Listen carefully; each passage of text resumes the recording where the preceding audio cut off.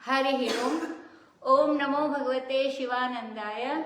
ओम नमो भगवते चिदानंदाय। ओम नमो भगवते कृष्णानंदाय। ओम नमो भगवते अखंडानंदाय। ओम नमो भगवते वासुदेवाय।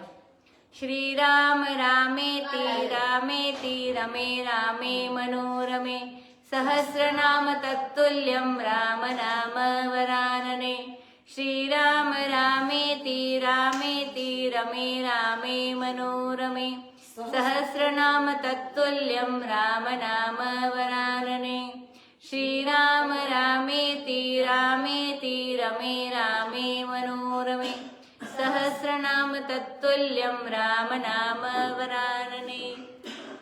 आइए हनुमान जी विराजिए, कथा कहूँ मति अनुसार। प्रेम सहित गादी धरू, पधारिए पवन कुमार सियावर रामचंद्र की जय। रामचरितमानस स्वामी श्री अखंडानंद जी महाराज के प्रवचनों पर आधारित पुस्तक अयोध्या कांड।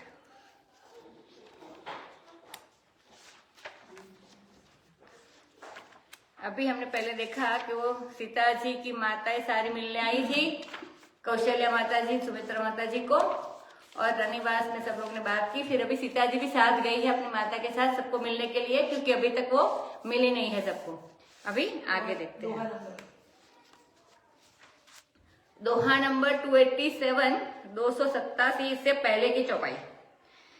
तापस बेस जनक सिय देखी, भयउ प्रेम परितोषु विशेषी।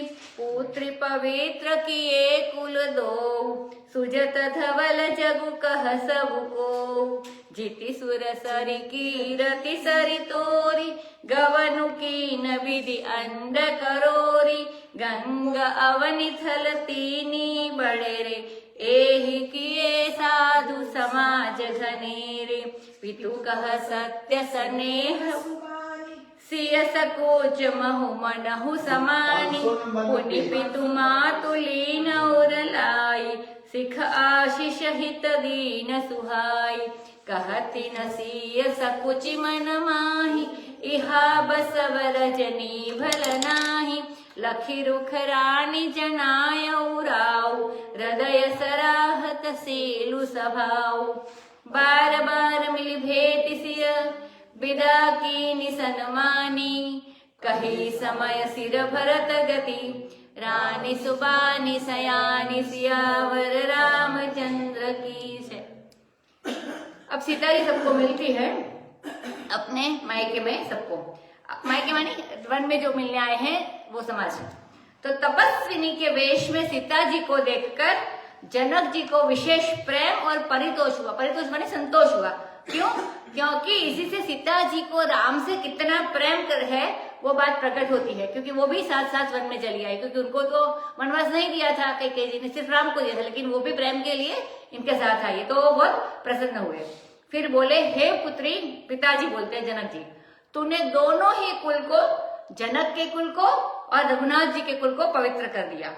तुम्हारे धवल यश से संसार में चारों ओर यह बात फैल गई है। सभी कहते हैं कि धन्य है संसार जिसमें ऐसी स्त्री रत्न उत्पन्न होती है। जीत सुरसरी कीरति सरी तोरी, तुम्हारी कीर्ति रूपी नदी गंगा जी को जीत कर करोड़ों ब्रह्मांड में चली गई। गंगा जी तो तीनों लोक को पवित्र करने वाली है, इसीलिए इसे त्रिपथपगा नाम से प्रसिद्ध है। और गंगा जी के 3 बड़े स्थल पृथ्वी पर है। कौन से? एक हरिद्वार, एक प्रयाग और गंगा सागर। पर तुम्हारी कीर्ति नदी ने न जाने कितने साधु समाज बना दिए। गंगा जी ने तो स्थावर तीर्थ बनाए, मतलब जहां है वहां तीर्थ है, परंतु सीता जी की कीर्ति सरिता के तट पर अनेकों जंगम तीर्थ बनाए। जंगम तीर्थ माने हिलता फिरता, अचल, जो चल, मतलब चल, जंगम चल तीर्थ जो फिरता है, तो साधु समाज फिरता है और वो कीर्ति हुई है तो वो भी बात करते हैं, तो चलता फिरता तीर्थ बना दिया। ये साधु तुम्हारी कीर्ति का गान करते हैं, जो तीर्थ को भी तीर्थ बनाते हैं। तीर्थी कुर्वन्ति तीर्थानी, माने संत और भक्त जो है वो तीर्थी कहलाते हैं और वो ही वास्तव में तीर्थ बनाते हैं। भाव यह कि धर्म के लिए कष्ट सहने का ऐसा उदाहरण तुमने स्थापित किया कि कितने लोग धर्म के लिए कष्ट सहन करने के लिए खड़े हो जाएंगे। पीतु कह सत्य सुबानी। अब जनक जी ने प्रेम से सच्ची बात प्रशंसा के रूप में नहीं, परंतु सीता जी अपने पिताजी के मुंह से अपनी तारीफ सुनकर थोड़ी सकुचा गई और संकोच में पड़ गई। तो ऐसे पिताजी भी प्रशंसा करते हैं। अब तो पिता माता दोनों ने उनको हृदय से लगा लिया और उनको सीख भी दिया और आशीर्वाद भी दिया। माँ ने उनको सीख भी दिया और आशीर्वाद भी, दोनों बढ़िया। अब सीता जी मन में सोचती है कि रात के समय हमको यहाँ नहीं रहना चाहिए, श्री रामचंद्र जी के पास चले ही जाना चाहिए, क्योंकि उनका अभी जनक जी का निवास जहाँ रुके हुए वो दूसरी जगह और राम जी दूसरी जगह पर रुके, क्योंकि वो तो वन में आए हैं। तो क्योंकि रामचंद्र जी जब वन में आए हैं और मैं उनके साथ वन में आई हूँ, तो देखो अगर एक दिन के लिए भी वे रामचंद्र का साथ छोड़कर जनकपुर की रानियों के साथ और अपने पिता माता के साथ रहने जाए और दूसरे दिन रामचंद्र जी उनसे कह दे कि भले तुम जनकपुर जाकर रहो, तो जानकी जी के मन में यह ध्यान होगा कि नहीं होगा, इसीलिए वो सोचती है कि मुझे यहाँ नहीं रहना चाहिए। तो एक रात भी वो रामचंद्र जी के साथ को नहीं छोड़ना चाहती। पत्नी का सर्वस्व तो उसका पति है। तो बोली यहाँ बसा बरजनी भलनाही, मन में सोचती है कि यहाँ रात में रहना ठीक नहीं है, परंतु वह संकोचवश कह भी नहीं सकती है पिता माता जी को। सो उनकी माता जो सुनैना जी है, तो वो उनका रुख जान के, मतलब वो क्या चाहती वो समझ गई और उन्होंने जनक जी से कहा और सीता जी के शील और स्वभाव की दोनों के हृदय में सराहना करते हैं और बारंबार उनसे मिलकर बैठकर दोनों लोग अंक से माने हृदय से लगा करके सम्मान के साथ उनको वहां विदा किया, क्योंकि वहां दूसरा कुछ देना तो व्यवहार तो करना नहीं था, वहां लेने देने का कोई सवाल ही नहीं था। न तो जनकपुर के लोग कुछ देने के लिए यहाँ आए हैं और न तो जानकी जी लेकर अपने पास रख सकती है। तो वे तो तपस्विनी है और वनवासिनी हो रही है, इसीलिए उस समय का सम्मान ही उनके लिए भेंट है। तो वहां पर सबने सम्मान किया। अब समय जब मिला तब महारानी जी ने राजा जनक से भरत की गति का वर्णन किया कि कौशल्या जी ने कैसा वर्णन भरत जी का किया है अच्छी वाणी में। तो कौशल्या जी ने बताया था सुनैना जी जब मिलने गई तब कि आप ऐसे भरत जी का बताना कि क्या और इनके लिए क्या चिंता हो रही थी उनके मन में, तो ये सब अभी बता रही है। और सुनैना जी बड़ी बुद्धिमान है, तो उन्होंने राजा से सारी बात कही।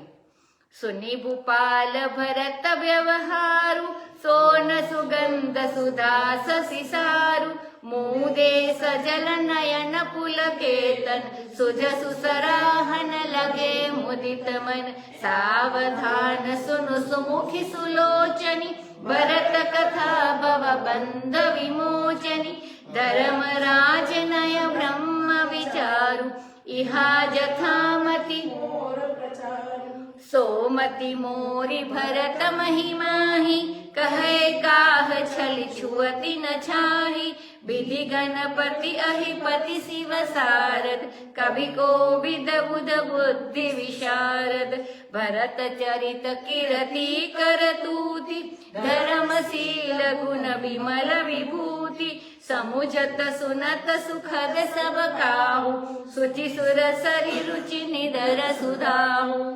निरवधि गुण निरुपम पुरुषु, भरतु भरत समझानी, कहिय सुमेरु की सेर सम, कवि कुल मति सकुचानी, सियावर रामचंद्र की जय।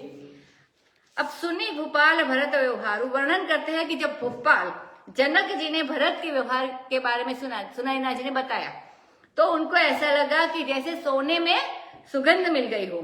व्यवहार रूपी सोने में सुगंध है और अमृत सा स्वाद भी है भरत जी के व्यवहार में, क्योंकि कनक ही बाण बड़े जिमीदा है, कनक पुनि पखानते होई। माने जब भरत जी पछताते हैं कि मैं कैकई से पैदा हुआ तो मैं कैसे अच्छा होऊंगा, उसको पछतावा होता है।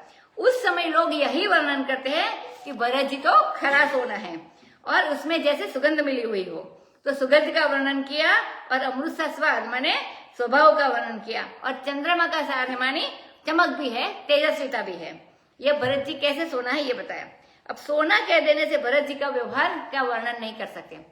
तब कि सोने में यदि सुगंध भी होवे, सोने में यदि स्वाद भी होवे, गोल्ड सोना माने, सोने में अभी सुगंध भी होवे, स्वाद भी होवे, और सोने में यदि चंद्रमा की तरह शीतल चांदनी भी होवे, तब हम कह सकते हैं कि भरत जी का व्यवहार सोने के समान है।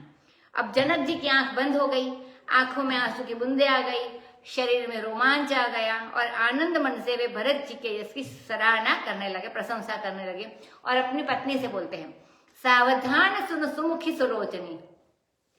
कितने विशेषण देते हैं, सुमुखी और सुलोचनी। सुनैना उसका नाम है, इसलिए सुनैना की जगह सुलोचनी कर दिया, मानी अच्छी आंखों वाली। बचपन में ही उनकी आंख बड़ी बढ़िया थी, तो उनके माँ बाप ने नाम रख लिया सुनैना, ऐसा स्वामी जी कहते हैं। आजकल तो महाराज महाकाली का नाम गौरी रखा जाता है, गुण धर्म देखकर राम नाम नहीं रखते हैं। पहले नाम जो रखते थे वो गुण और धर्म दोनों देखकर रखते थे। सो सुनैना उनका नाम, और सुमुखी मानी सर्वांग सौंदर्य का उपलक्षण है। कहते हैं कि हे सुंदर प्रिय, हे सुंदरी प्रिय, सावधान होकर सुनो, ये भरत जी की कथा संसार के बंधन से छुड़ाने वाली है। भरत जी की कथा संसार के बंधन से छुड़ाने वाली है, क्योंकि भरत जी के प्रेम की बात जो सुनेगा उसका हृदय राम के प्रेम से भर जाएगा, उससे राम से प्रेम हो जाएगा, क्योंकि भरत तो राम प्रेम की मूर्ति है, और राम प्रेम हो जाएगा तो भवबंधन से मुक्ति हो जाएगी। जनक जी वर्णन करते हैं कि धर्म के बारे में मुझसे कोई व्यवस्था पूछो, मैं तुरंत जवाब दे दूंगा कि यह धर्म क्या है। राजनीति के बात पूछो तो मैं बता दूंगा कि राजनीति क्या है। मुझे ब्रह्म ज्ञान की बात पूछो तो वो भी मैं बता दूंगा।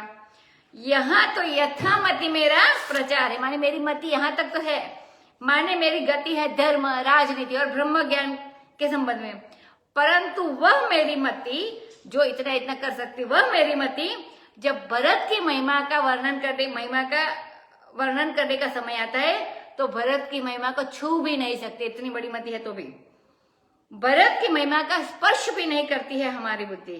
यह तो वर्णन आया है कि हरिहर की बुद्धि भी नहीं कर सकती, माने विष्णु और शिव जी की बुद्धि भी नहीं कर सकती है।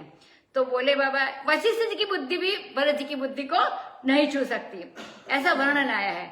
तो बोले बाबा अच्छा, सीधे सीधे अगर भरत की महिमा नहीं छू सकते तो उसकी छाया को ही छू लो, परछाई को ही छू लो। तो कहीं पकड़ने की रीति ऐसी भी होती है कि जैसे एक बार आया था कि हनुमान जी उड़कर समुद्र के ऊपर से जा रहे थे, तो सिंह का जो थी राक्षसी, तो वो समुद्र में छल करके उनकी छाया पकड़ ली थी, तो हनुमान जी पकड़े गए थे। वैसे छाया पकड़ते ही तभी कई लोगों को पकड़े जा सकते, तो हनुमान जी को पकड़ नहीं सकती थी, परंतु छल से छाया को छूकर उसने सिंहिका जी को हनुमान जी ने रोक लिया था। तो लेकिन रुकना पड़ा, तो उसको मारकर फिर हनुमान जी आगे उड़ गए थे। इसी तरह भरत जी की महिमा को अगर बुद्धि से नहीं छू सकते हैं, नहीं छू पाते हैं, तो उसकी छाया को ही पकड़कर छल से, बल से, कैसे भी करके उसका वर्णन कर, सब लोग ऐसे बोलते हैं। तो बोले कही काह छल छुअती न कही, क्या बताओ, छल से भी छाया को छुआ नहीं जाता, उसको तो छूने की बात क्या है। एक तो वह नहीं छुई जाती, दूसरे उसकी छाया भी नहीं छुई जाती, और कोई माया रच के भी, माइक शब्दों के द्वारा भी अगर उसका वर्णन करे तो भी भरत जी की महिमा का वर्णन नहीं कर सकते हैं। अब वर्णन करते आगे कि विधि गणपति अहिपति शिव सारद। विधि माने ब्रह्मा जी, गणपति अहिपति माने नागराज, और शिव और सारद। कहते हैं कि स्वयं विधाता गणेश आदि भी यदि भरत चरित्र का वर्णन करना चाहे तो वे लोग भी भरत जी की कृति को, कर्तुति को, धर्म को, शील को, जितने नाम है, जितनी चीजें हैं, सो वे भी वर्णन नहीं कर सकते हैं। और जो समझता है, सुनता है, इस सबको इससे सुख मिलता है, जो उनकी महिमा सुनता है उसको भी। सुचि सुरसरी रुचि निधर सुधाओ, ये सुरसरी माने गंगा जी, तो गंगा से भी ज्यादा पवित्र है, और सुधा माने अमृत से भी ज्यादा माने स्वाद है। यह भरत जी का चरित्र अमृत से भी ज्यादा स्वाद और गंगा जल से भी ज्यादा पवित्र है। और इनकी ये जो बातें हैं उनको ये सातों मिलाकर भी यदि वर्णन करना चाहे तो नहीं कर सकते। सात मानिए जो धर्म, कर्म, शील, वो जो वगैरह आगे बताए वो।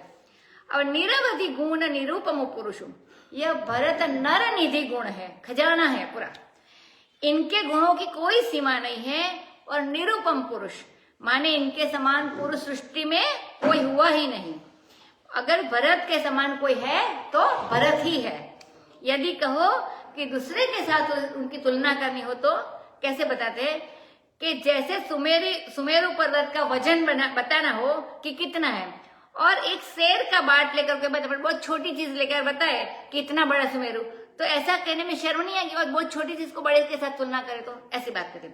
तो यदि भरत जी की बराबरी का कोई मनुष्य बताया जाए सृष्टि में, तो कवि कुल की बुद्धि भी संकोच में पड़ जाती है।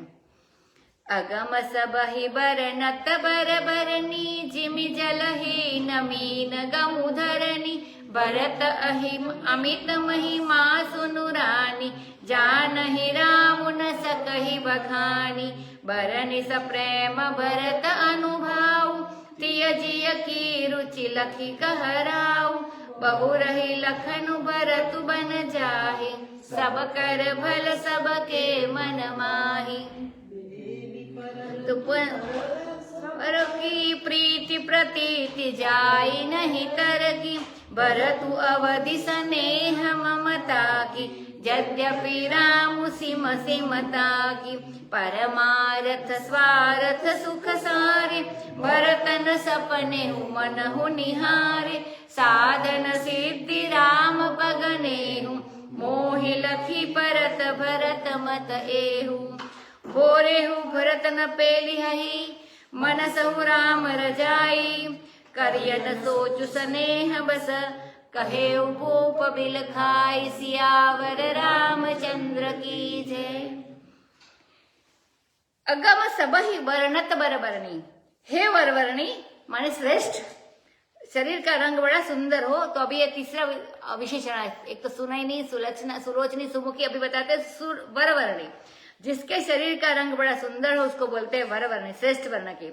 माने जिसके वर्ण का शरीर का वर्ण वर हो, श्रेष्ठ हो, देखने में बहुत सुंदर हो। अभी राजा जनक अपनी पत्नी से बात करते हैं। देखो आजकल के लोग तो बाहर के मिलते हैं ना कहीं, तब वे स्त्री को कहते हैं कि तुम्हारी आंखें बहुत बढ़िया है, तुम्हारा मुंह बड़ा सुंदर है, उसका वो जब वर्णन करते, तारीफ करते, तो तारीफ करने वाले पर स्वामी जी कहते लट्टू हो जाती है स्त्रियां। और घर में मारा जाए तो पति लोग डांटते हैं कि ऐसा कोई सुंदर सुहुर नहीं है, किसी ढंग की नहीं है। तो जहाँ तारीफ सुनती है उधर रुचि होती है, और जिधर डांट फटकार सुनती है तो वहां उधर रुचि नहीं होती, स्त्री की बात होता है। लेकिन पहले पुरुष जब अपनी पत्नी से बात करते थे तो उसकी प्रशंसा करके करते थे, सुमुखी, सुलोचनी, वरवरणी, जैसे जनक जी ने सुनैना जी से किया। तो पहले सुमुखी कहा, सुलोचनी कहा, अब वरवरणी कहा। बोले हे वरवरणी, सभी के लिए उसका वर्णन करना अगम है, मानी भरत जी के महिमा का वर्णन सभी के लिए अगम है, मुश्किल है। जिमी जलहीन मीन गमुधरणी, जैसे मछली के लिए जलहीन धरती गम्य नहीं है, पता ही नहीं इसके बिना जल के धरती होती, क्योंकि वो जल में ही रहती है। तो जैसे मछली के लिए जलहीन धरती गम्य नहीं है, मछली को पता ही नहीं है कि धरती कैसी होती है, इसी प्रकार भरत की लीला, भरत का चरित्र का वर्णन करना अशक्य है, अगम है। जलहीन धरती पर जैसे मछली की गति है, गति नहीं है, वैसे ही भरत के चरित्र में कवियों की गति नहीं है, मतलब वो लोग नहीं बता सकते। बात यह है कि विषय ही जल है और मनुष्य का मन मछली के समान है। विषय बारी मन मीन भिन्न, नहीं होत कबहु फल एक। अब जलहीन धरती क्या है कि जिस विषय में रुचि न हो, विरक्त हो, उसे जलहीन भूमि कहते हैं। तो यह विषय जल में रहने वाली मछली के समान जिनका मन है, ऐसे विरक्त भरत की रहनी में और चरित्र में उसकी गति नहीं हो सकती। इसीलिए हे रानी सुनो, भरत की महिमा अमित है, अमाप है। रामचंद्र उसको जानते तो है कि भरत की महिमा कैसी है, लेकिन वे भी उसका वर्णन नहीं करते। सो इस प्रकार प्रेम से भरत के प्रभाव अनुभव का वर्णन करके और अपनी पत्नी के हृदय की रुचि देखकर राजा ने कहा कि अच्छा देवी, अब यह नहीं कहा कि नहीं भरत का जाना ठीक नहीं वन में, सीधे सीधा नहीं बोल दिया, लक्ष्मण ही जाएंगे। तो ऐसे अपनी पत्नी से उसके सामने उसकी रुचि के विरुद्ध बोल देना या कोई बात नहीं है। तो उसकी रुचि रखते हुए बोले, क्योंकि वो तो चाहते थे कि भरत जी इनके साथ वन में जाए, तो वो बताते हैं, उसकी बात रखते हुए बोले बर नहीं लखनो भरत बनु जाए, बहुत बढ़िया है, लक्ष्मण वन में न जाए, भरत ही वन में जाए। सब कर भल सबके मन माही, इसी में सबका भला है।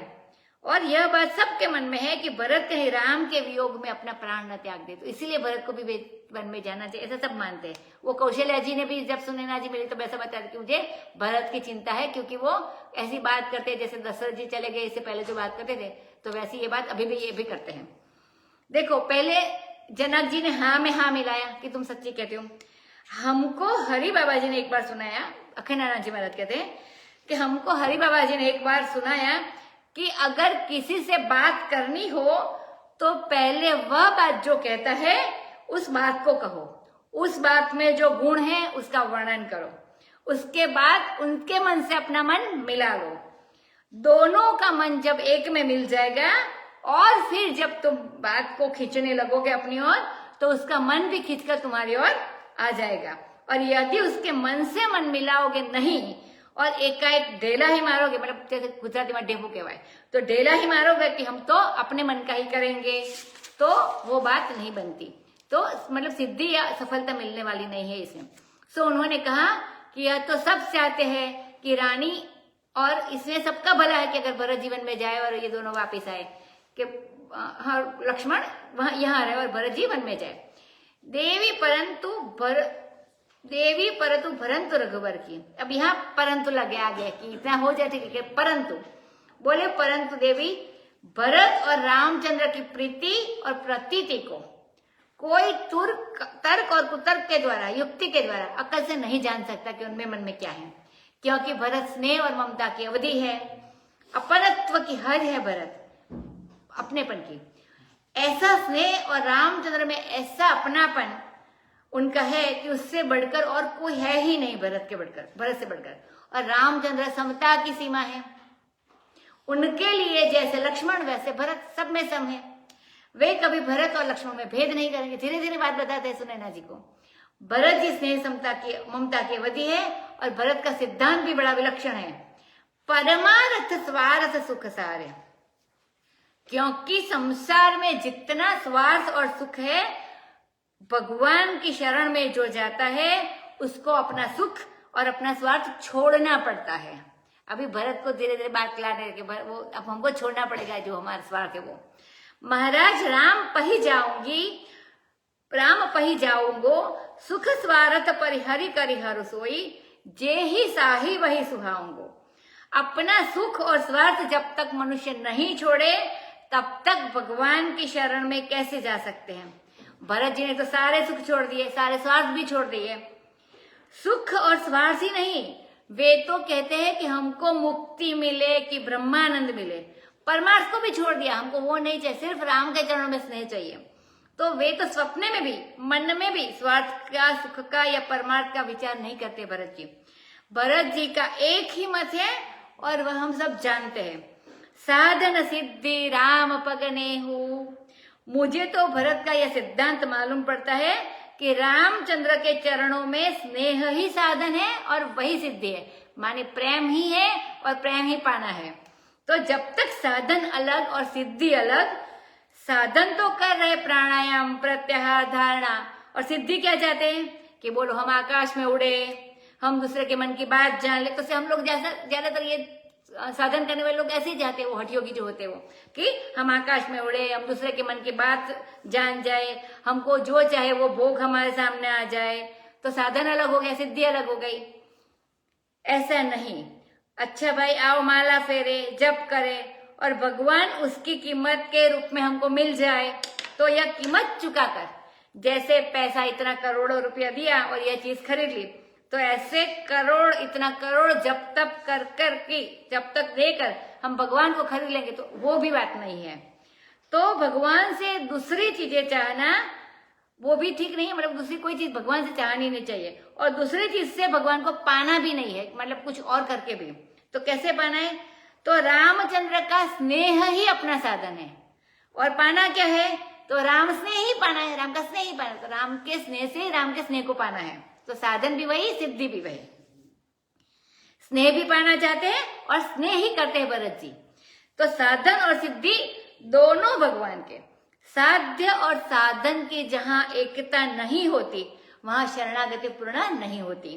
तो इसको रामानुजाचार्य के संप्रदाय में बोलते हैं अनन्योपाय साध्यत्वे महाविश्वास पूर्वकम। अनन्य उपाय साध्यत्वे महाविश्वास पूर्वकम। उपाय दूसरा नहीं होना चाहिए। जिसकी शरण लेते हो वही साधन है और जिसका साधन करते हो वही सिद्धि है, माने उसको ही पाना है। तो यदि दोनों को अलग अलग कर दोगे तो जीवन में सिवाय दुख के कुछ और नहीं पाओगे।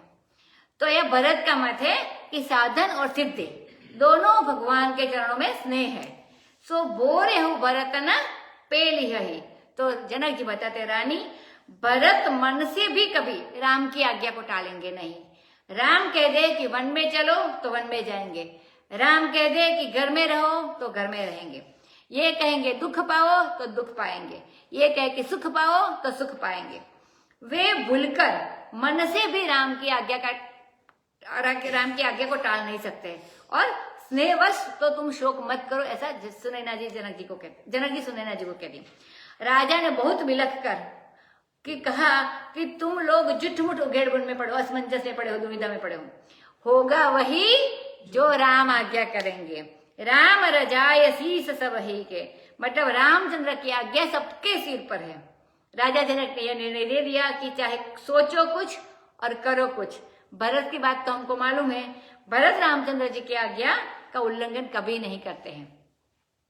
राम भरत गुण गणत सप्रीति, निशि दंपति पलक समबीति। राज समाज प्रात जुग जागे, नहाय नहाय सुर पूजन लागे। गे नहाय गुर पहिर गुराई, बंदी चरण बोले रुख पाई। नाथ भरतपुर जन महतारी, सो कवि कल बनवास दुखारी। सहित समाज राव मिथिलेशु, बहुत दिवस भये उचित होय सोय कीजिय नाथा। हित सब ही कर रो रे हाथा, अस कही अति सकुचे रघुराऊ। मुनि पुल के लखि सील सभाऊ, तुम बिनु राम सकल सुख साजा। नरक सरिस दूराज समाजा। प्राण प्राण के जीव, सुख के सख राम। तुम तजि तात सुहात गृह, जेहि तिनहि विधि बाम। सियावर रामचंद्र की जय। राजा जनक और उनकी पत्नी सुनैना जी दोनों प्रेम से भरत के गुणों के वर्णन करने लगे। और जैसे अभी एक पल हुआ और सारी रात बीत गई, माने बातों में सारी रात बीत गई, माने रात बीतने का पता ही न लगा। ऐसे मगन हुए भरत के महिमा का गाते। प्रातः काल दोनों राज समाज, माने रघुराय का समाज और जनक जी का, तो दोनों का राज समाज जागृत हुआ और स्नान करके सब लोग देवताओं की पूजा करने लगे। देखा हर रोज वो लोग उठ के देवताओं की पूजा करते। इतनी विपत्ति में भी, इतने संकट में भी, इतना कष्ट सहते हुए भी देवता की पूजा करना कोई नहीं छोड़ता है, सब लोग करते हैं। गणप गौरी, आगे आया था, गणप गौरी त्रिपुरारी तमारी, रमा रमन पद बंदी बहोरी। बिना वही अंजुलि अंचल जोरी, पहले जैसे वर्णन किया था। सब गणपति, गौरी, शंकर, सूर्य, त्रिपुरारी और रमा रमन पांचों देवताओं की पूजा करते, पंच देवताओं की। और सब विनय करते हैं कि रामचंद्र कैसे भी करके अयोध्या लौट चले। अब इन देवता लोगों से प्रार्थना तो सब करते हैं।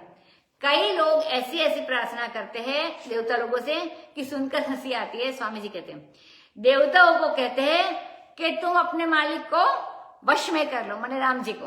कोई कहते हैं कि तुम जिसमें अध्यस्त हो, माने तुम जिसमें कल्पित हो, उस अधिष्ठानी तुम अपने वश में कर लो। कोई कहते हैं तुम स्वयं प्रकाश को ही हमारे अधीन कर दो, मतलब सबको मालिक अपने वश में चाहिए। तो जैसे चेला किसी देवता को कहे कि तुम हमारे गुरु जी को कृपा करके हमारे अधीन कर दो, माने हम चाहे वैसा गुरु जी करें। हंसी की बात हो जाती है ना। कौन देवता ऐसा मानेगा कि गुरु जी हमारा कहा माने ऐसा हो। तो गुरु जी की ही कृपा आ जाए कि इसका अनुष्ठान सफल कर दो, तब तो बात दूसरी है, नहीं तो कोई देवता नहीं ऐसा कर सकते हैं। अब ये सबके सब कहते हैं कि राम जी को हमारे वश में कर दो, जो आगे बताया। इसी से सफलता नहीं मिलती है, क्योंकि इनकी प्रार्थना उल्टी है। अब रामचंद्र स्नान करके गुरु जी के पास गए और उनका रुख देखकर चरणों में वंदना करके बोले, राम जी। सब लोग एक प्रश्न है, लेकिन अभी उसका उत्तर नहीं मिल रहा, तो सब लोग एक दूसरे से बात करते हैं। जिससे हम बात करना चाहते हैं उसके चित्त की स्थिति का भी पता लगाए कि ये शांत है कि व्याकुल है, तो इसके बाद उसकी कोई बात कहनी चाहिए। सो रुख पाए बोले, तो गुरु जी के रुख पाकर बोले, अब यह बात है कि सब लोगों को तकलीफ हो रही है और कोई वहां से जाने को नहीं चाहता है। कहता भी नहीं है रामचंद्र को छोड़कर। इसलिए रामचंद्र ने लोगों को विदा करने के संबंध में यदि कोई पहुंचाने जाए किसी को, तो जिसको पहुंचाने जाएगा वही न कहेगा कि अब लौट आओ, मतलब कोई कहता ही नहीं है जाना है ऐसा। जो पहुंचाने गया है वो थोड़े ही कहेगा कि हम अब लौटना चाहते हैं, तो कोई लौटना नहीं चाहता। तो हाथ जोड़कर बोले कि नाथ, ये जो भरत है, पुरजन है, नगरजन है, माताएं है, ये सब शोक से विकल है और वनवास का कष्ट ये सब लोग भोग रहे हैं, दुखी है। इसमें गुरु जी का नाम नहीं लिया, वशिष्ठ जी का, क्योंकि गुरु जी को वनवास से दुख नहीं होता है। गुरु जी तो वन में रहने के आदी होते हैं, इसलिए उनकी चर्चा नहीं की। समाज सहित राजा जनक को भी बहुत दिन कलेश सहते हो गया था। जनक जी भी इतने दिनों से आए, तो उनको भी देखते तो क्लेश होता ही है, तो बहुत हो गए। तो उचित होई सोई कीजिए ना था। बोलते भी क्या है, ये नहीं कहते कि इनको लौटा दीजिए। क्या शील है, क्या संकोच है, राम जी अपने गुरु जी से बात करते हैं। तो श्री रामचंद्र जी के जीवन में यह नहीं कहते कि इनको लौटा दो, वे तो कहते स्वामी जो उचित हो वही आप करिए, क्योंकि आपके हाथों में सर्व की भलाई है। ऐसा कहकर भी रामचंद्र के मन में बड़ा संकोच ही हुआ। इतना कहा तो भी संकोच हुआ। बड़ों से प्रार्थना करने का, अपनी बात कहने का मतलब होता है कि हमारी बात को नहीं समझते, ऐसा नहीं है। जब तक उनको ना समझ अनजान नहीं मानेंगे, तब तक अपना संकल्प पूरा करने के लिए बारंबार उनको कैसे कहेंगे। बड़ों से बोलने में भी संकोच होता है। सो ऐसा कहकर भी कि यह बात भी गुरुजी को मालूम ही है, पता है गुरुजी को भी ये बात, तो भी मैं क्या कहूँ। तो रामचंद्र को बड़ा संकोच हुआ। रामचंद्र का शील स्वभाव देखकर मुनि तो पुलकित हो गए, उनके शरीर में रोमांच हो गया। पनस फल जैसा, माने पनस यानी कटहल, जो फणस बोलते गुजराती में, कटा होता है, तो जिसके शरीर में कांटे निकले होते हैं, तो ऐसे रोंगटे खड़े हो गए।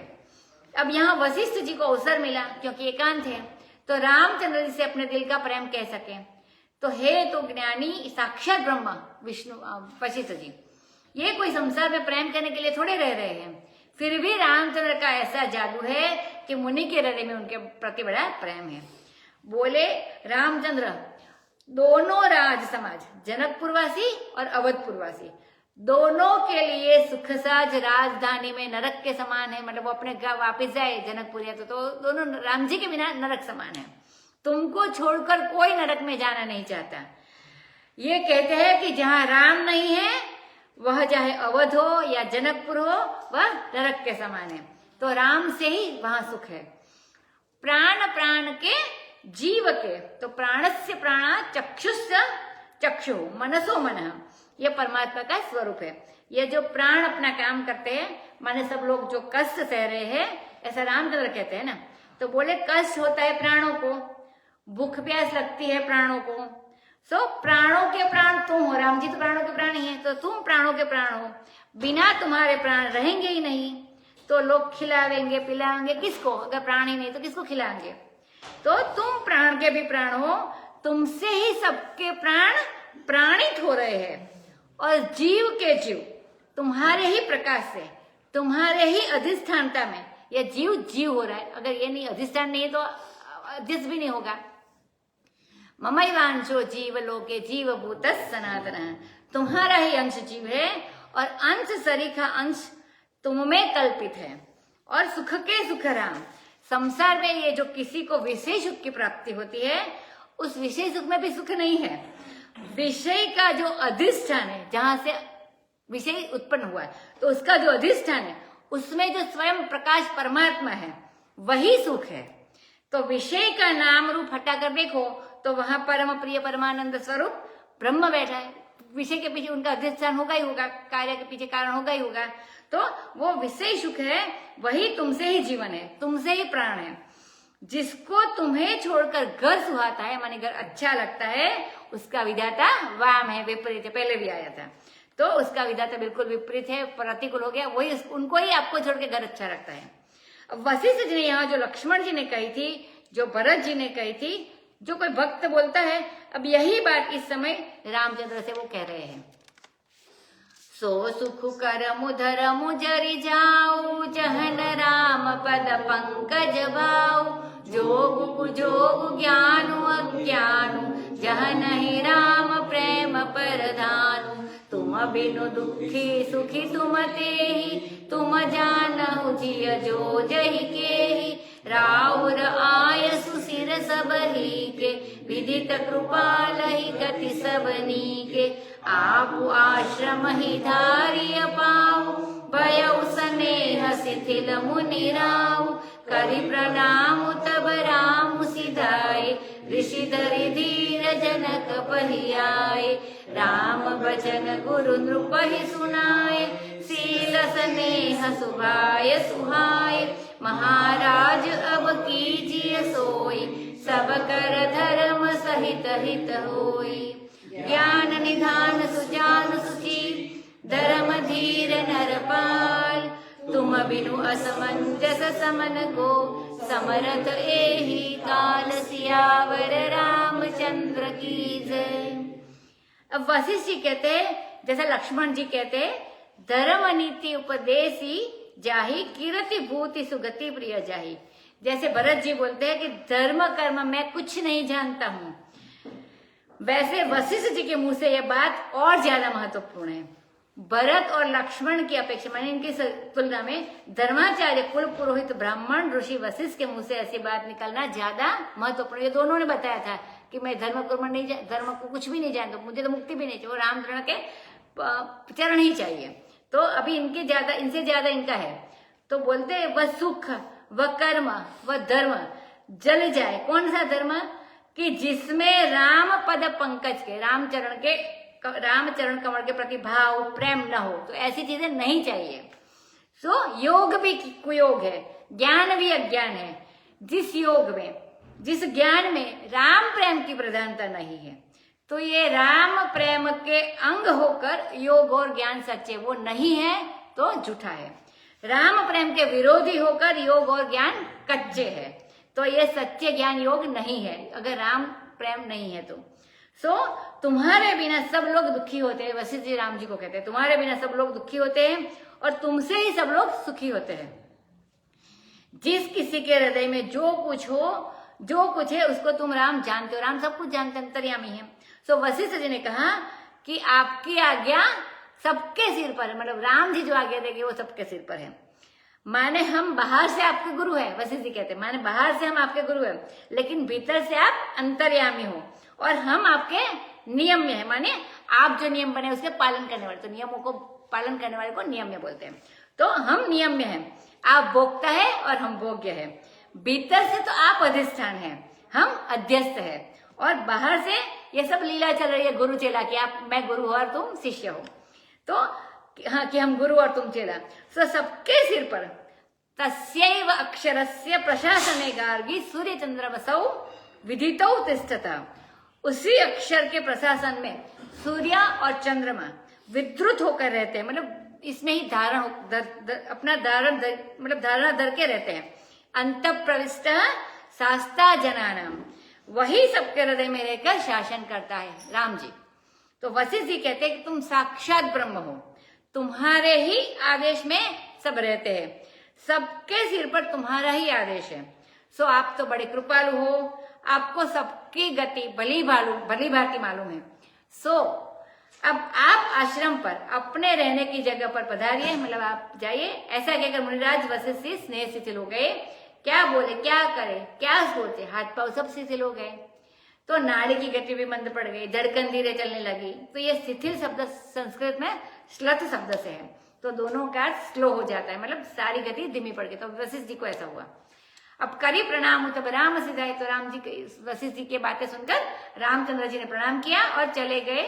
आते समय भी प्रणाम किया, जाते समय भी, मतलब प्रणाम करने में कभी चूक नहीं होती है, आते समय जाते समय। अब इसके बाद ये राम जी गए, इसके बाद वशिष्ठ जी ने फिर से धैर्य धारण किया। माने राम की बात सुनकर थोड़े अधीर हो गए थे वशिष्ठ जी। अब वे जनक के पास गए, क्योंकि वशिष्ठ और जनक जी दो ही बड़े बूढ़े हैं इसमें, तो अभी तो इन्हीं के सिर पर सारा भार है कि क्या किया जाए। तो ऐसी दुविधा में पड़े हुए हैं कि दशरथ ने तो रामचंद्र को वन में भेजकर शरीर छोड़ दिया, ये मर गए और उनका प्रेम का तो निर्वाह हो गया, माने वो तो प्रेम निभा गए कि राम की वियोग में चल बसे। अब यदि ये लोग कहते हैं कि रामचंद्र वन में जाए और जिंदा रहते, तो फिर इनका प्रेम तो दशरथ के प्रेम से कम दिखाई पड़ेगा। तो मतलब वो थोड़े वो हो गए।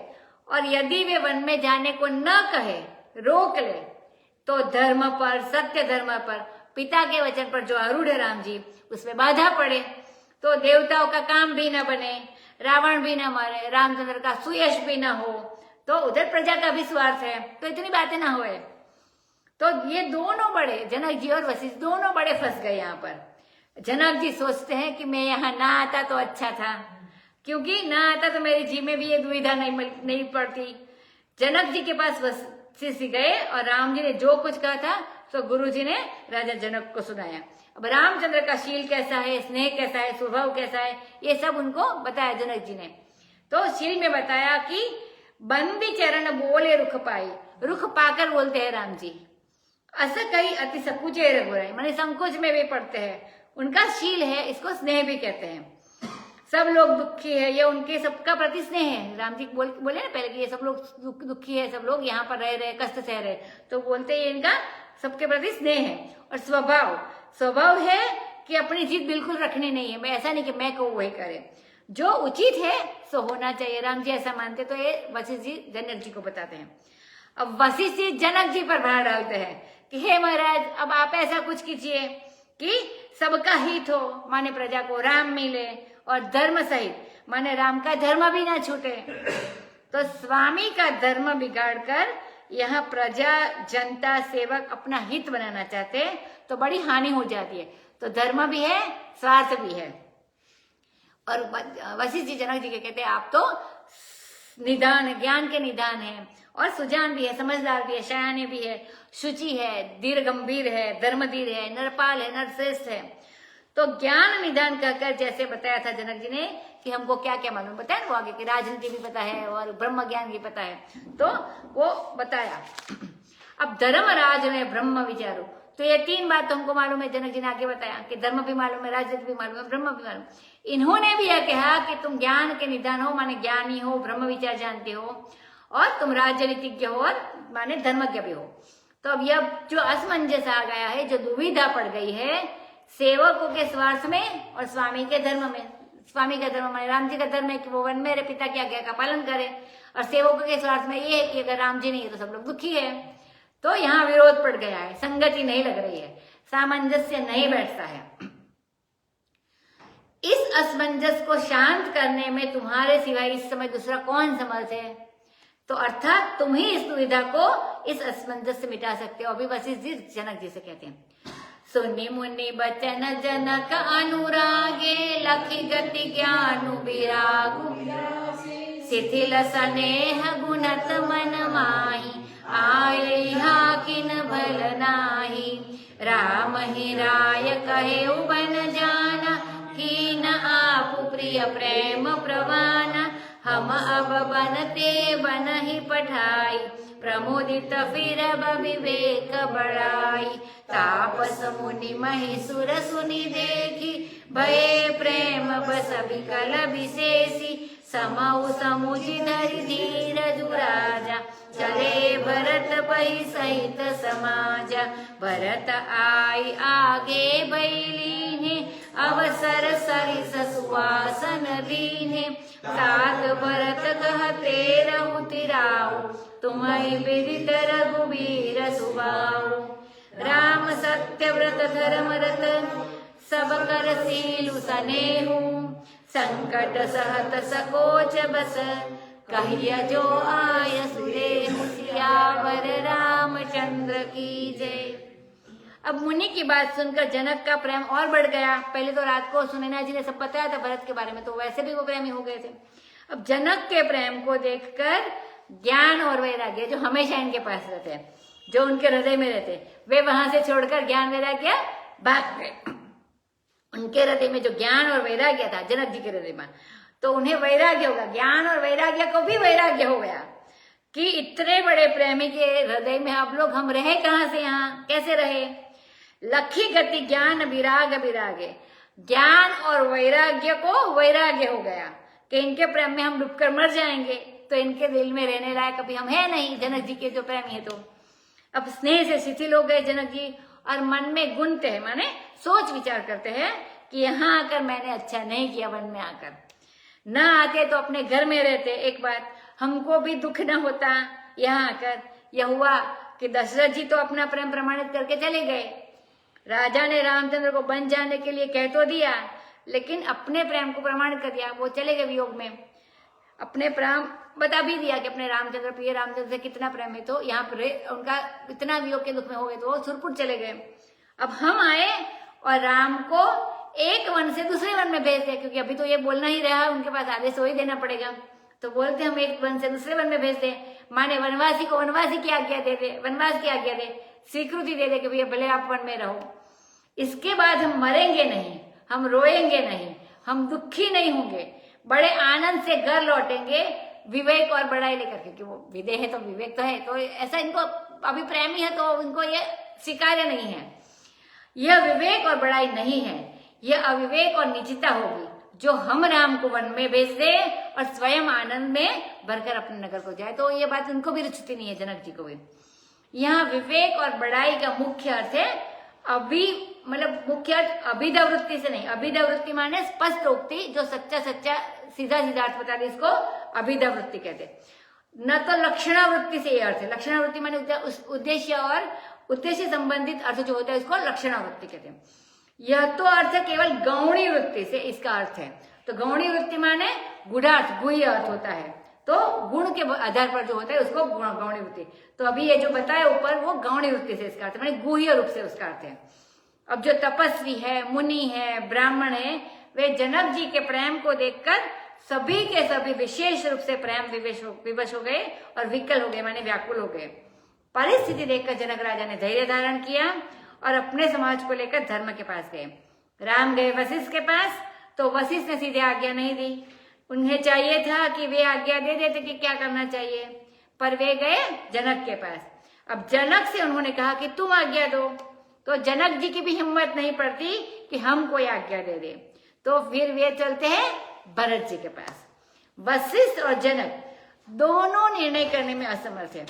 तो वहां वे, जब वो खुद इतने बड़े हैं, इतने बड़े ज्ञानी हैं, तो वो दोनों भी निर्णय करने में समर्थ हैं।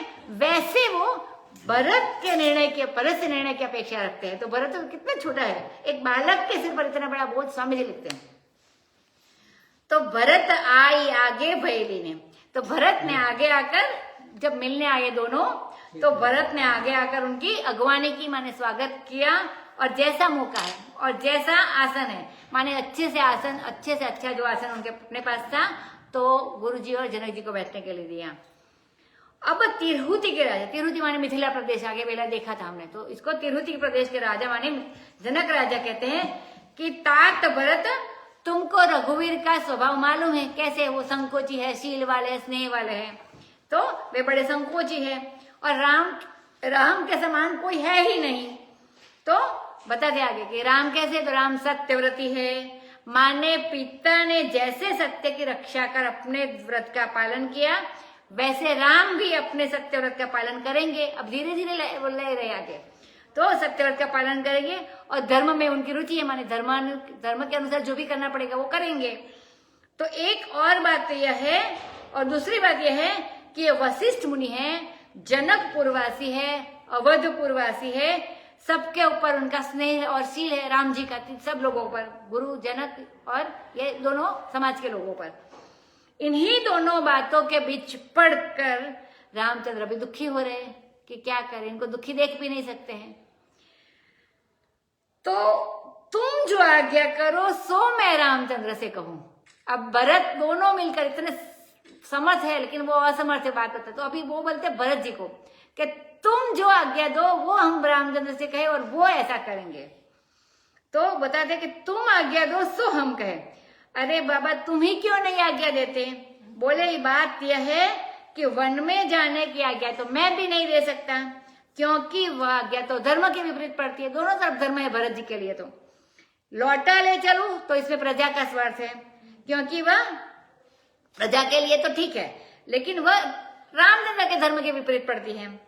तो न तो मैं प्रजा के विपरीत कुछ कर सकता हूं और न तो राम के धर्म के विपरीत कुछ कर सकता हूं। तो जो करना है सो तुम करो। इसका अर्थ हुआ जो तुम आज्ञा दो सो मैं उनसे कहूं कि राम जी को आप ऐसा चाहते सब लोग। सुनि तन पुलकि नयन भरि बारी, बोले भरत उदिर धरि भारी। प्रभु प्रिय पूज्य पिता सम आपु, कुल गुरु समहित मायन बापू। कौशिकादि ज्ञानु अम्बु निधि आपुनु आजु, शिशु सेवकु आयसु अनुगामी। जानि मोहि सिख देय स्वामी, एहि समाज थल पूजब राउर। मौन मलिन में बोलब बाउर, छोटे बदन कहूँ बड़ी बाता। क्षम बतात लखि बाम विधाता, आगम निगम प्रसिद्ध पुराण। सेवा धर्म कठिन जग जाना, स्वामी धर्म स्वार्थ ही विरोधु। भैरु अंध प्रेम ही न प्रबोधु, राखी राम रुख धर्म व्रतु। पराधीन मोहि जानी, सबके सम्मत सर्वहित। करिय प्रेम पहिचानु, सियावर रामचंद्र की जय। अब जनक जी ने कहा कि जो भरत जी से कहा कि जो तुम आज्ञा दो सो करेंगे। सब लोग एक दूसरे के ऊपर कर रहे हैं क्योंकि वो कोई देना नहीं चाहता है, राम जी को छोड़ना नहीं चाहता है। तो एक और बार उनकी दुविधा को देखो। दुविधा में भी कभी कभी बड़ा प्रेम होता है, नहीं तो दो टुक बात मानी छोटी सी बात कही दी जा सकती है कि यह ऐसा और ऐसा है, लेकिन प्रेम के कारण सच्ची बात धर्म की बात कहने में दुविधा होती है। यह प्रेम का ही तो बड़प्पन है। तो राजा जनक की बात को सुनकर शरीर में रोमांच हुआ, आंखों में आंसू की बूंदें आ गई। भरी बारी माने आंसू बहे नहीं, आंखें भर गई, आंखें गीली हो गई, इतना ही। जल भर जाने का आंसू का झरना बहाना नहीं होता है, केवल दुख की अभिव्यक्ति मात्र होती है। अब उसके बाद भारी धैर्य धारण करके भरत जी बोले। इसका मतलब हुआ कि जब भारी दुख हुआ तब भारी धैर्य धारण करना पड़ा। साधारण दुख होता तो साधारण धैर्य धारण करता, तो दुख भी बहुत बड़ा हुआ। तो बोले आप हमारे प्रभु हैं, स्वामी हैं, प्यारे हैं और पूज्य भी है और पिता के समान भी, क्योंकि उनके ससुर जी है। तो प्रभु है, मालिक है, आप जो करें आपको शोभा देता है और हमारे प्यारे भी है आप, तो जो करेंगे हमको बुरा नहीं लगेगा। और पूज्य भी है, तो आपकी आज्ञा मानना तो हमारा धर्म है और आप पिता के समान हैं, तो हमारा हित ही करेंगे। भरत जी जनक जी से कहते हैं। अब दशरथ जी तो पिता के रूप में है नहीं और ससुर जी पिता के समान है। स्वामी जी कहते हैं कि कानून में अंग्रेजी में कानूनी बाप बोलते माने ससुर, फादर इन लॉ। तो ऐसा बता दें आप पिता के समान हैं और कुल गुरु समहित। जैसे वशिष्ठ जी हमारे हितैषी है वैसे आप भी हमारे हितैषी है। हमारे न तो माँ है न बाप है। और कौशिक आदि विश्वामित्र मुनि, तो कौशिक आदि जितने मुनि हैं वे आपके मंत्री, क्योंकि जनक जी के साथ आए विश्वामित्र, तो वे आपके मंत्री हैं और सबके सब ज्ञान के समुद्र है। और आप जनक जी आप भी ज्ञान के समुद्र है और मैं तो आपका बच्चा हूँ, सेवक हूँ और आपकी आज्ञा के अनुसार चलने वाला हूँ, तो आपको कोई आज्ञा मैं देने वाला नहीं हूँ। स्वामी मुझे ऐसा जानकर शिक्षा, आप बताते जानी मोहि सिख दे ये स्वामी, मतलब मुझे ऐसा जानकर कि मैं बच्चा जानकर आप मुझे ऐसी शिक्षा दीजिए कि मुझे क्या करना चाहिए। आप तो स्वयं दुविधा में पड़े हो और मुझसे कहते हो कि निर्णय दो, तो यह कहाँ तक उचित है। इस समाज को जहाँ इतने बड़े बड़े कौशिक आदि मंत्री है और चित्रकूट सरीखे स्थल में, इस परिस्थिति में आप मुझसे पूछ रहे हैं कि मैं मौन हूं, यानी मैं कुछ नहीं कह सकता। तो भरत जी अभी मौन है। बताते हैं जहां बड़े लोग हो वहां छोटे को अपनी सलाह नहीं देनी चाहिए। देखो शत्रुघ्न जी अभी कभी बीच में नहीं आए, कभी बोलते ही नहीं है। शत्रुघ्न जी कभी सलाह नहीं देते, क्यों? क्योंकि भरत हमसे बड़े हैं। इस साइड पे देखो तो यहाँ राम और भरत दोनों उपस्थित हैं, तो लक्ष्मण जी मौन है, क्यों? कि हम आज्ञाकारी है, हम सैनिक है, हम कोई मंत्री नहीं है, दोनों इनसे छोटे हैं। तो लक्ष्मण जी भी मौन है, शत्रुघ्न भी मौन है और यहाँ राम और भरत है। अब भरत कहते हैं कि आप लोग हैं तो हमारा चुप रहना ही अच्छा है, क्योंकि वशिष्ठ जी और जनक जी तो कितने बड़े हैं। लेकिन फिर भी वैसे मौन हूं, लेकिन फिर भी मेरा मन मलिन है, मैं पागल हो गया हूं, इसीलिए आप लोगों के बीच में मैं बोलूंगा। भरत जी बोलते हैं, क्यों? भरत जी इतना मौन मलिन में बोल बनाओ, उन लोगों का भी संकट, असल में जो दुविधा है वशिष्ठ और जनक जी के मन में, उसको भी भरत जी छुड़ा देंगे। तो भरत जी इतना महान करके वर्णन कर रहे हैं कि बूझ राव और मौन, तो आप मत बता दे कि आप पूछे तो मुझे तो मौन ही रहना चाहिए, लेकिन मैं मलिन हूं मानी शुद्ध बुद्धि वाला नहीं हूं, शुद्ध हृदय का नहीं हूं। अगर होता तो मैं चुप रहता इस समय, यानी मैं मलिन हूं मतलब ऐसा नहीं हूं इसलिए मैं बोलूंगा, तो मैं बावला हो गया हूं, मैं पागल हो गया हूं इसलिए मैं बोलूंगा। तो मैं बताते हैं कि मैं अब छोटे मुंह बड़ी बात कहता हूं, विधाता हमारे प्रतिकूल हो गए हैं, इसीलिए पिताजी आप क्षमा करना, मैं बोल रहा हूँ। वो जो अपने आप सामने बोल रहे उसको भी पता था कि विधाता अभी विपरीत है इसलिए मुझे बोलना पड़ता है, तो इसलिए मैं बोल रहा हूँ। आगम निगम प्रसिद्ध पुराना, आगम माने 5 रात्रादि जो उपासना के शास्त्र है, जो तंत्र है उनको आगम कहते हैं, और निगम माने वेद और पुराण। तो इन सब में यह बात प्रसिद्ध है कि सेवा धर्म बड़ा कठिन है, अपनी सेवा से दूसरे के हृदय को जीत लेना बड़ा कठिन है। सेवा धर्म परम गहनो योगी नाम अपनी अगम्य, तो बड़े बड़े योगियों के लिए भी अगम्य है, इनको भी पता नहीं चलता है तो दूसरे की सेवा कैसे की जाए। तो ये बात लोक में प्रसिद्ध है, सब लोगों को पता है। स्वामी धर्म अपने बारे में कहते हैं, स्वामी धर्म स्वार्थ ही विरोधी। अब स्वामी का धर्म क्या है कि जो अपने धर्म को ठीक ठीक पाल सके, उसमें बाधा ना पड़े, और सेवक का जो स्वार्थ है जब उसमें विरोध पड़ जाए तो अब वहां क्या करना चाहिए। अभी कॉन्ट्राडिक्शन हो रहा है राम जी में धर्म पालन के लिए, कि भाई सेवक का स्वार्थ यह है कि उसको ऐसे सुख मिलता है, उसको ऐसे स्वार्थ सिद्ध होता है, और स्वामी का कर्तव्य है क्या है, धर्म क्या है कि इन दोनों में जहां विरोध आवे वहां क्या करना चाहिए। तो स्वामी बताएंगे। अभी बोले वैर तो अंधा होता है, तो उसमें तो सोचता ही नहीं कि दूसरे की भलाई देखे, तो प्रेम ही न प्रबोधु, और जहां प्रेम होता है वहां संतोष नहीं होता है, वही समझदारी कम हो जाती है। राखी राम रुख धर्म व्रत। अब एक दोहे में भरत जी ने अपने हृदय की सारी बात बता दी। राखी राम रुख धर्म व्रत, तो पहली बात यह है कि राम के रुख की रक्षा करनी चाहिए। रुख माने जो इनकी इच्छा है, जो चाहते हैं, तो राम के रुख की रक्षा करनी चाहिए। वे जो चाहते हैं उनके विरुद्ध कुछ भी नहीं होना चाहिए।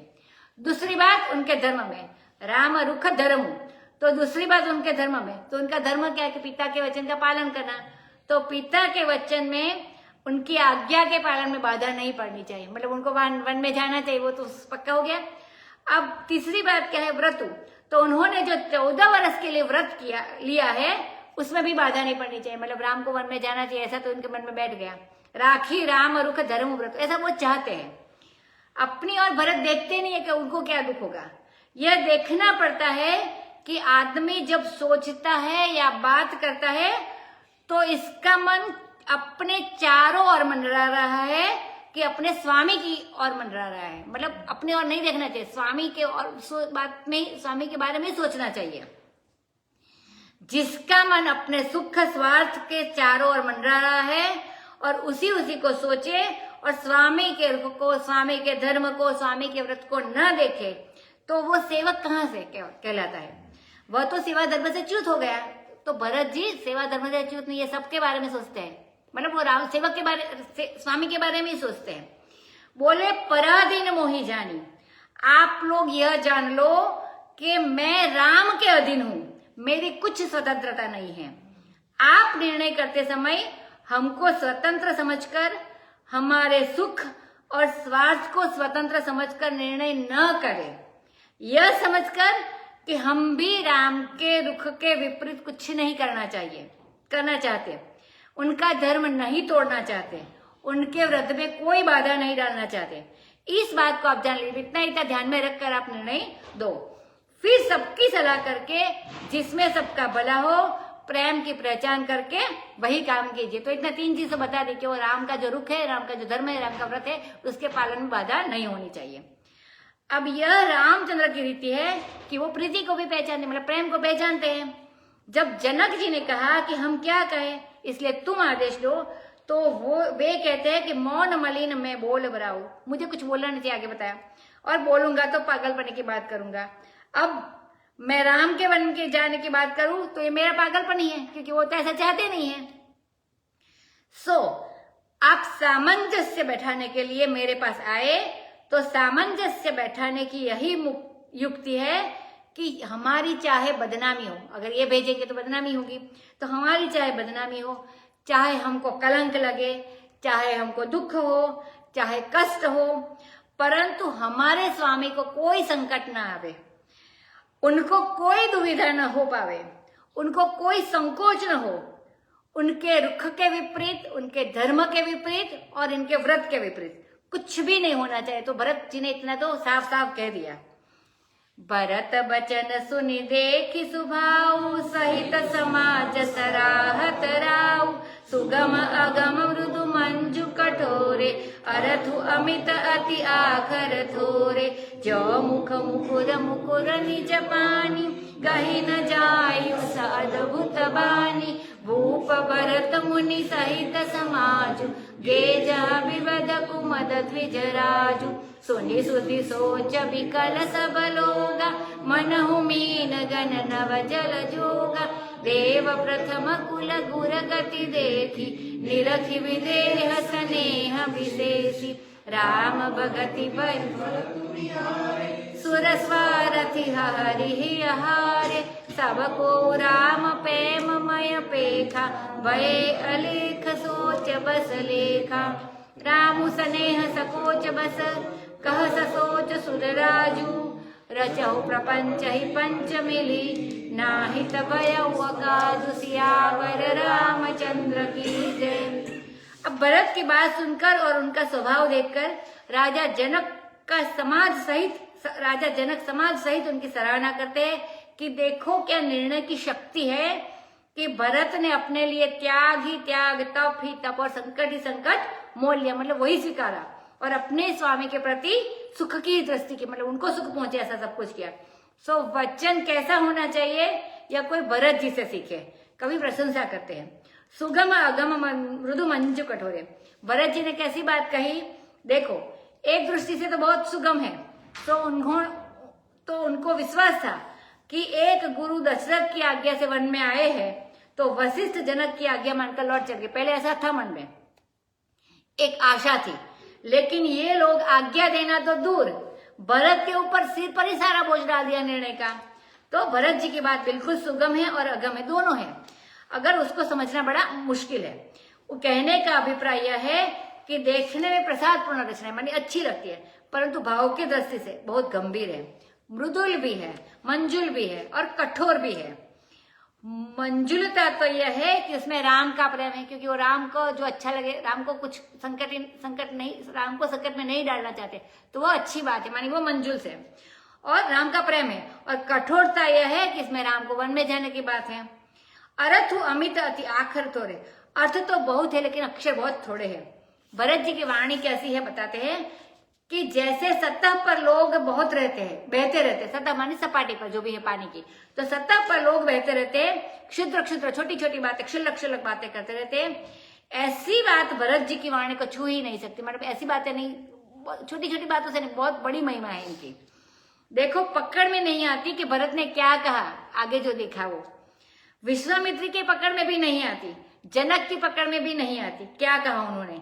जैसे स्वामी जी बताते हैं, जैसे हाथ में शीशा हो आदमी के, तो मुख की छाया शीशे में पड़ती है, और वह शीशा कहाँ है, अपने हाथ में है, अपना ही मुख शीशे में है, दिख रहा है, और अपना ही हाथ है जिसके हाथ में वह शीशा है।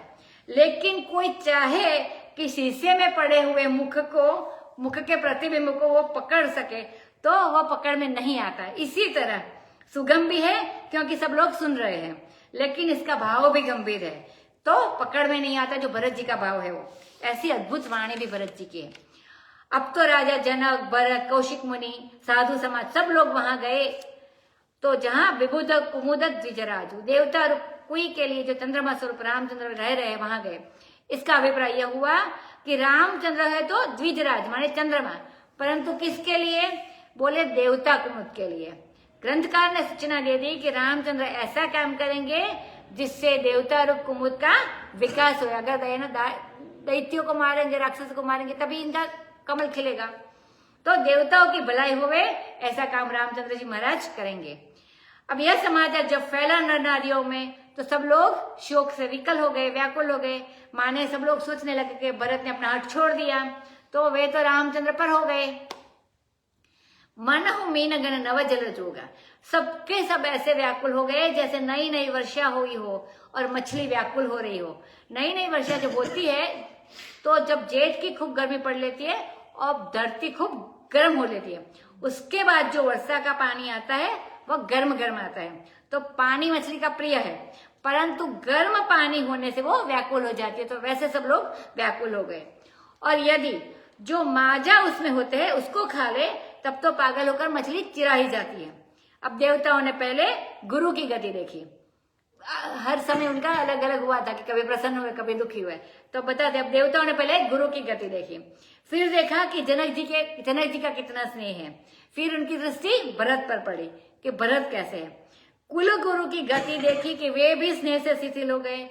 तो उनके मुंह से निकला, सो सुख कर्म धर्म जरी जाओ।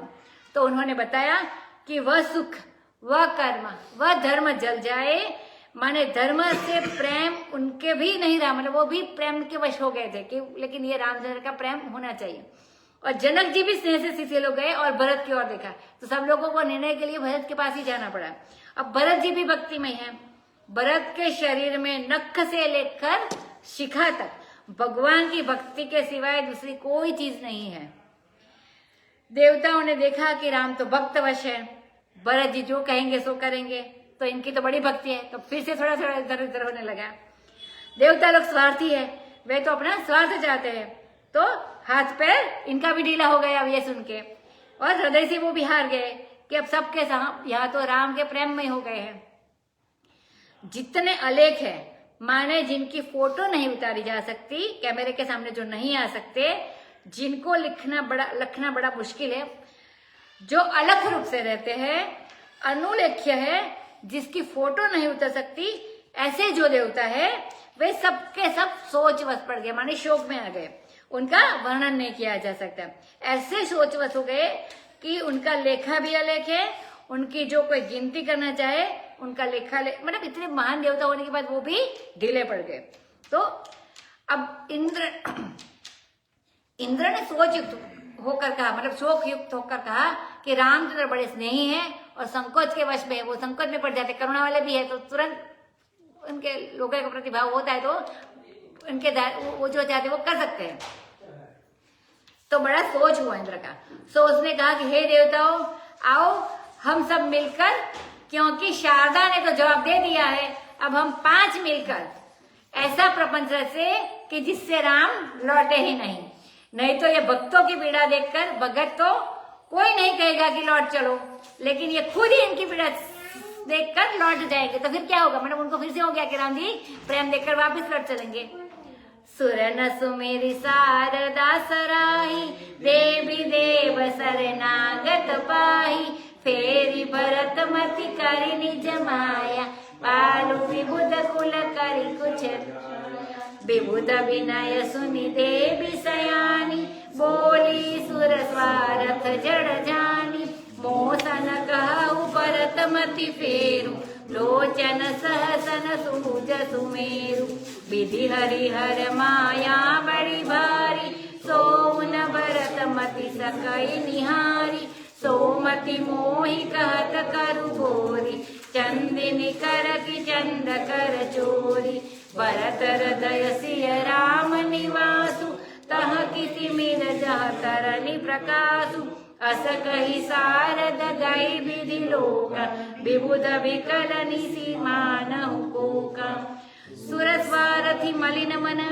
किनकु मंत्र उठाओ, रुच माया प्रबल भय भ्रम अरति उचारु, सियावर रामचंद्र की जय। अब देवताओं ने फिर से शारदा माता का स्मरण किया।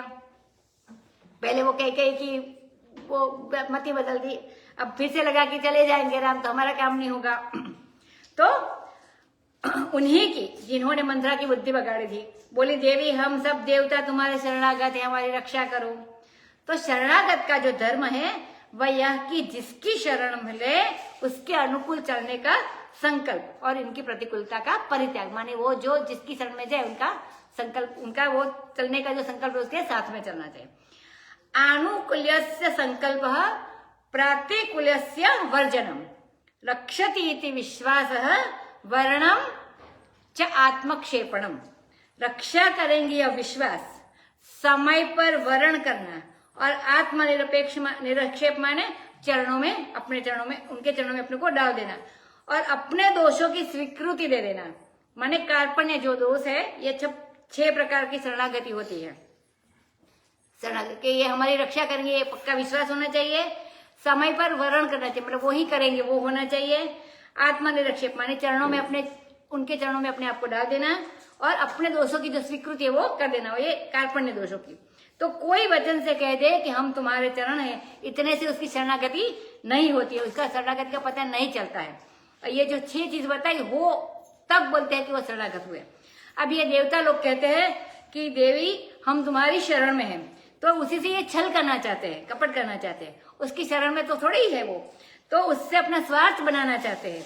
बोले कि हम तुम्हारे शरणागत हैं, हमारी रक्षा करो, और भरत की बुद्धि को अपनी माया करके फेर दो, और हम जो देवता कुल है अपने छल की माया करके हमारी रक्षा करो।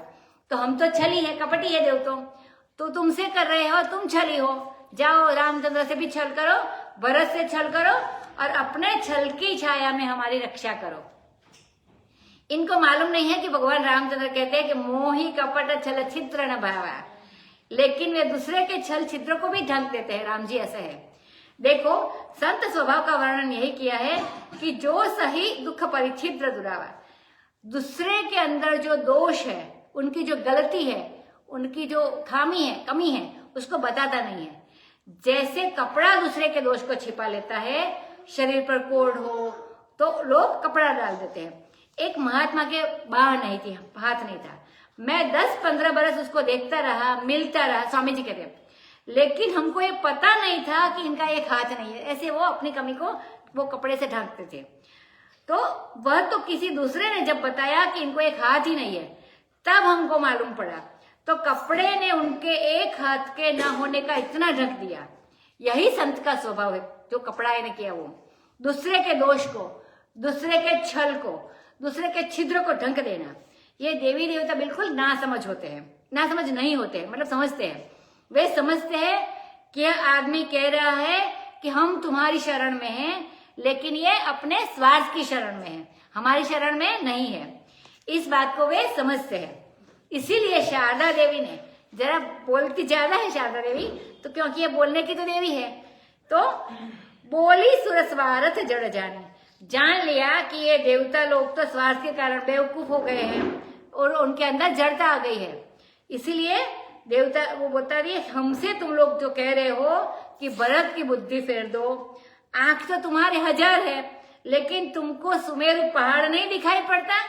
ये हजारों आंखें तुम्हारी अंधी हो गई, राम जी दिखाई नहीं पड़ते। इनका कहने का मतलब ब्रह्मा की, विष्णु की, शंकर की बड़ी भारी माया है, परंतु वह भी भरत की बुद्धि और निहार नहीं सकती। निहारना मतलब ध्यान से देखना, खाली देखना नहीं। तो भरत की बुद्धि किसी को दिखाई नहीं पड़ती है। माया तत्र न कर्तव्या, माया तैरेव निर्मिता, उनके साथ माया नहीं करनी चाहिए, वे माया को बनाने वाले हैं। उपाध्याय नटे दुर्ते, जो अपने को पढ़ाने वाला है, नट है, धूर्त है, वैष्णव है, गुरु है, उनके ऊपर अपनी माया कभी नहीं चलानी चाहिए, ऐसा स्वामी जी कहते हैं। उसने कहा जब विधि हरिहर माने ब्रह्मा, विष्णु और महादेव, तो विधि हरिहर की बड़ी भारी माया भरत की मति की और टेढ़ी आंख से देख भी नहीं सकती, उनकी तरफ देख भी नहीं सकती इनकी, ये तीनों की। तो उस बुद्धि के लिए मुझसे कहते हो कि उसको तुम भोली बना दो। शारदा जी कहती हो, क्या चांदनी कभी चंद कर माने सूर्य की तीखी नजर से सूर्य की चोरी कर सकती, चांदनी सूर्य की चोरी कर सकती है। बेचारी चांदनी सूर्य की चोरी करने जाए तो वह खुद गायब हो जाएगी, सूर्य को चुरा कर रखेगी कहाँ वो। तो मैं उनकी बुद्धि अगर उल्टी करने जाऊं तो फिर मैं कहाँ रहूंगी, मेरी बुद्धि भी नष्ट हो जाएगी। तो भरत के हृदय में सीता रामचंद्र का निवास है, जहां सूर्य उग रहा है वहां भला अंधकार कैसे हो सकता है। मतलब भरत के ऊपर ध्यान विश्वास नहीं है आपको कि उसकी मति फेरेगी। जिसके हृदय में सीताराम का निवास है उसके ऊपर माया कैसे चल सकती है। ऐसा कहकर शारदा ने तो बिल्कुल टकासा जवाब दे दिया देवताओं को और बोली कि बाबा हम तुम लोगों के पास अब नहीं रहेंगे, हम तो जाते हैं विधाता के पास। और फिर वो ब्रह्मा के लोक में चली गई। अब देवता लोग और व्याकुल हो गए, मानो रात में चक्रवात दुखी हो गया हो, ऐसे फिर से वो दुखी हो गए। देवता अच्छे लोग हैं परंतु स्वार्थी है, मन उनका मलिन है। अब उन्होंने कुमंत्र किया, कुमंत्र माने सलाह बहुत बुरी की आपस में, और कुठाट किया माने उसका बड़ा कुसाद रचा, अच्छी बात नहीं की। प्रबल माया से प्रपंच रचा देवताओं ने। क्या प्रपंच रचा? भरत पर तो नहीं चलेगा, लेकिन और ये जो गांव वाले हैं जिनके मन में पहले यह बात आई थी कि जो 2-4 दिन और रहना यहाँ हो जाएगा, तो रहना तो प्रेम ही है, लेकिन 2-4 ही दिन तो रहने तैयार थे, वो लोग ज्यादा रहने तैयार नहीं थे। तो क्या हुआ, उनके मन में भय हुआ कि हम लोग जंगल में ठहरे हैं, कहीं कोई शेर कहीं भालू आकर हमारे पर आक्रमण न कर दे। उनके मन में भ्रम होने लग गया कि आगे पता नहीं क्या होगा। ये देवताओं ने कुसाद रची। और अरति माने रामचंद्र का जो चिंतन निरंतर होता था, सतत होता था, उसमें बाधा पड़ गई, अरुचि आ गई, और उचाट माने चित्रकूट से उनको उचाट हो गया। बोलते हैं ना कि अभी मन बहुत भर गया, अभी कहीं जाना चाहिए, तो ऐसा उचाट हो गया। यह देवताओं ने ऐसी माया उसमें फैलाई कि उनके मन में अभी तक तो रह रहे थे, खुश थे कि उनके साथ जहां रहना चाहे वो रहने तैयार थे, लेकिन अभी उनको जंगली जीवों का, चोरों का, डाकुओं का भय हुआ और उनके मन में अस्थिरता आ गई।